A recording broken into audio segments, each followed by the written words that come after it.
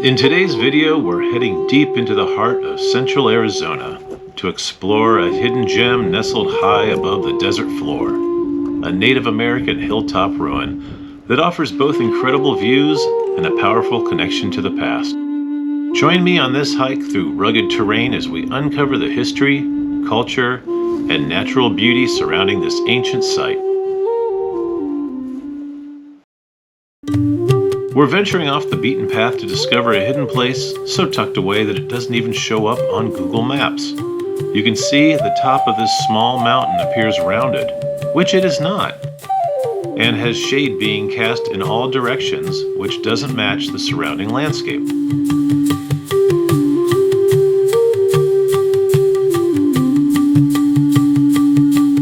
You can even see where Google stitched another mountaintop to this location to hide its secrets from the world. This secluded site, perched high above the desert landscape, holds centuries of history and mystery. Follow along as we navigate rugged trails, share what little is known about this ancient site, and soak in the incredible views and quiet reverence of a place lost to time. Whether you're here for the adventure or the heritage, this journey promises a little bit of both. Today we drive down dirt roads for many miles, twisting past saguaro cactus standing tall in the Sonoran Desert as we search out some fortified hilltop ruins of the Hohokam people many centuries ago. My vehicle today is a regular street vehicle. I could only go so far on these roads before having to pull over and park. You can see here how the road is getting a little sketchy. I found a nice spot to park here, and right behind my car is our destination. Up there is where we hope to find something interesting. Hello! We're back in Arizona in the Sonoran Desert. And today we are searching for a hilltop ruin. It's going to be a fortified hilltop made many years ago by the Hohokam people. And I think it's this thing up here behind me, but I'm not quite sure yet. I got to do a little hiking to get to the trailhead area, as my car is not good enough to find its way through this road.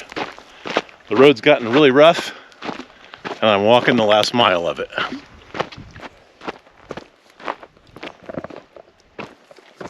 You can see what a commanding presence this hilltop location will have. It looks very far away from here and must have a tremendous view from the top.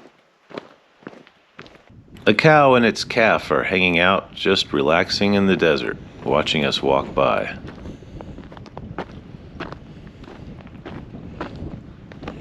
As we come around the side, we start to see that it's not a point, but more of a elongated mesa top.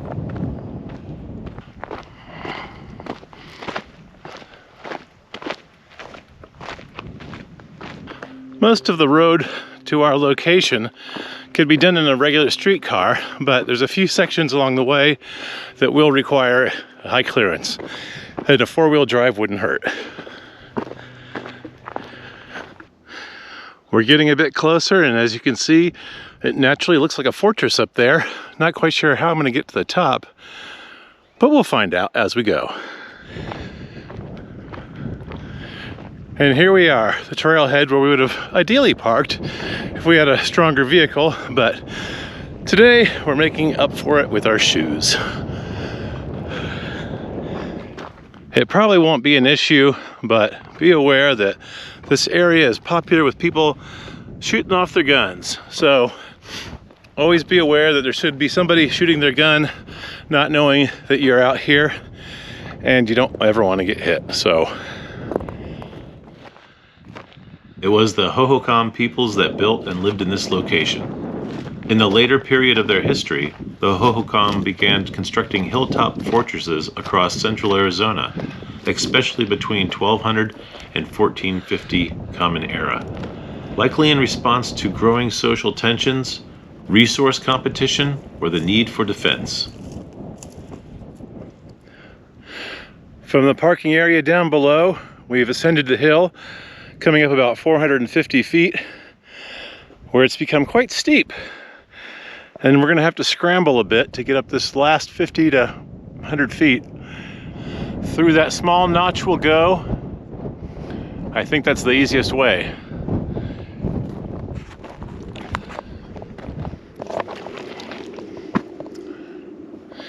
Not too bad.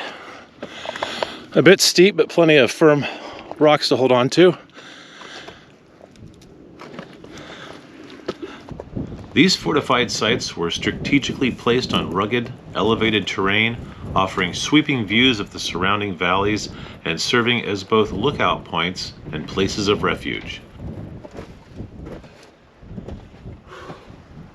As I climb, I'm just focusing on the next few steps ahead of me, and as I look up, I realize there's petroglyphs here. Not sure what these are supposed to represent, maybe just some geometric designs, but they're pretty cool. And over here, another one. Again, not sure what it's supposed to be, but pretty interesting.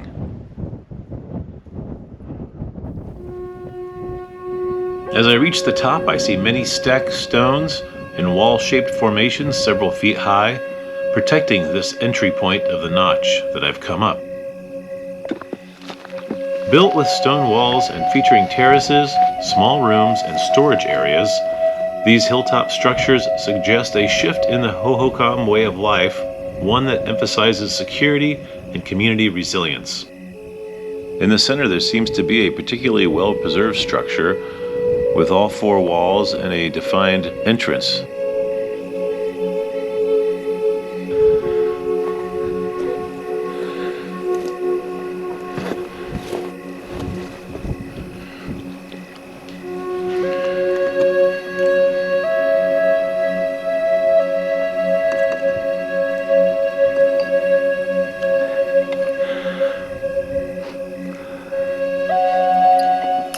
It's discouraged that you move the pieces of pottery and put them in a little pile like this. It's nice for others to be able to look at them all at once, but you kind of rob the next visitor of finding them on their own, like an Easter egg, and the enjoyment of that.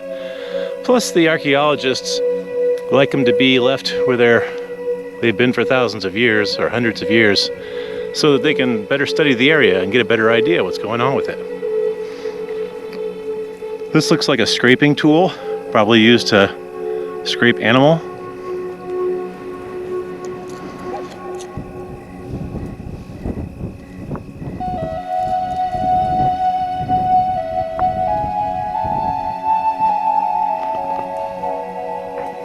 It's quite a big piece, about the size of my hand. Wow. I'm gonna set that to the side so no one steps on it.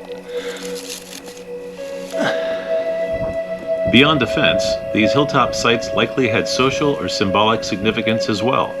Their visibility made them markers of territorial presence or power, asserting control over key areas like water sources or trade routes. They may have also played roles in ritual life, connecting the people to sacred landscapes or ancestral spirits believed to reside in high places. These ruins are considered sacred by many indigenous communities today. These ancient village sites are not just archaeological remnants, but living parts of a cultural identity and ancestral memory.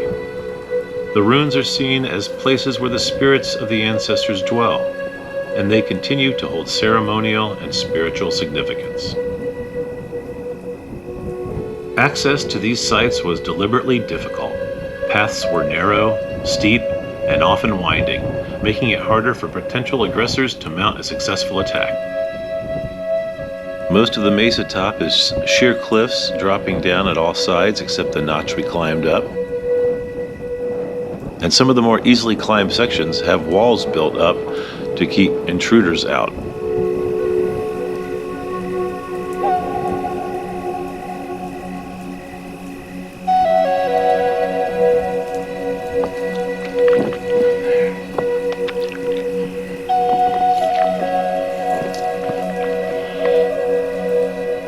A beer can.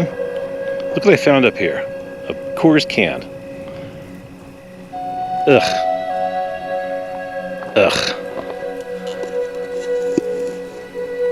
That's going with me.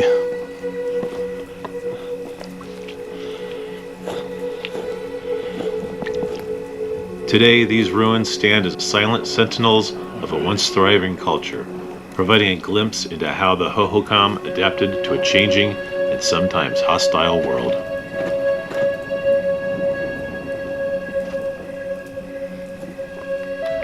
I had read there was a larger village area on the north side of the mesa, so I circled around on the west side just to see if I could see anything, but I did not.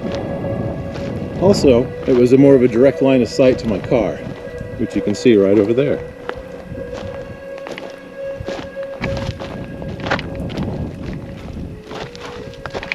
For my first hilltop adventure, it was pretty neat.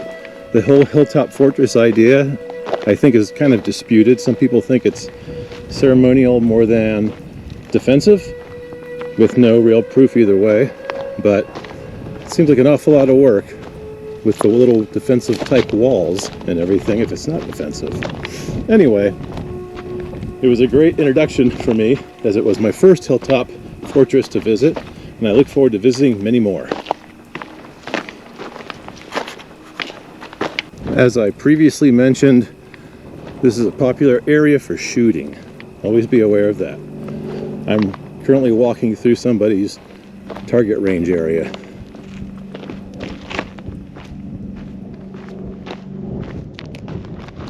Makes a real mess, doesn't it?